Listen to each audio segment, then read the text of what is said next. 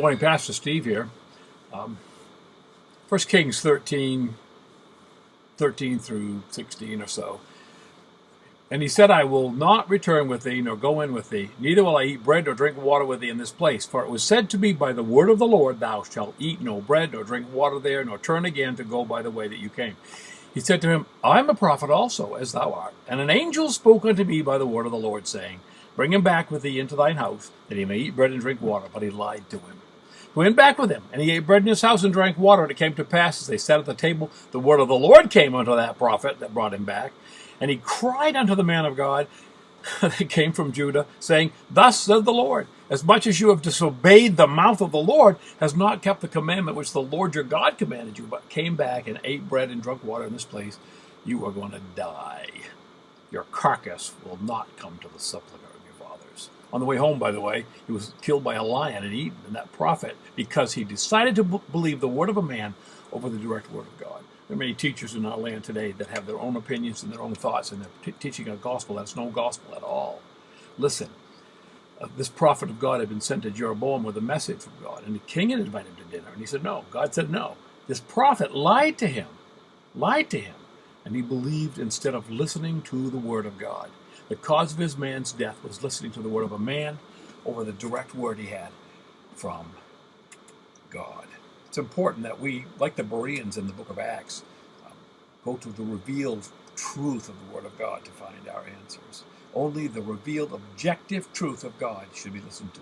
You know, I love the stories of C.S. Lewis's Chronicles of Narnia.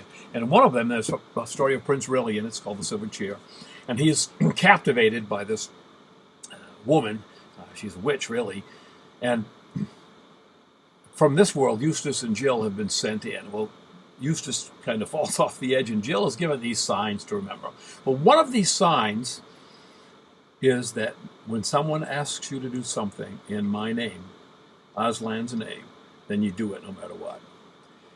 Well, there was a companion given them along the way to go with them. He was a marshwiggle, kind of a gloomy sort of personage, it seemed like. Well, he hears the signs as well.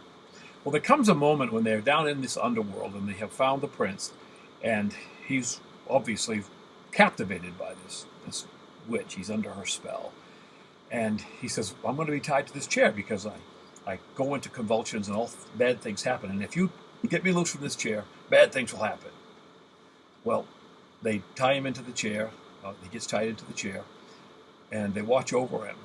And the witch is elsewhere at the time. And then his spell comes off him. And he says, please let me loose. They said, no, we don't want to let you loose. You said, don't let you loose. He says, please let me loose.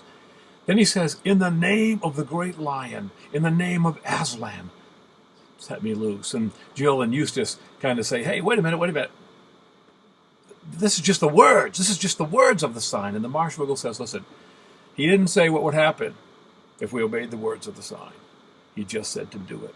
And they did, and the prince was freed. Listen, be diligent to cross-reference the word of people with the word of God, and choose the word of God as your guide, no matter the cost. You ponder that, Pastor Steve.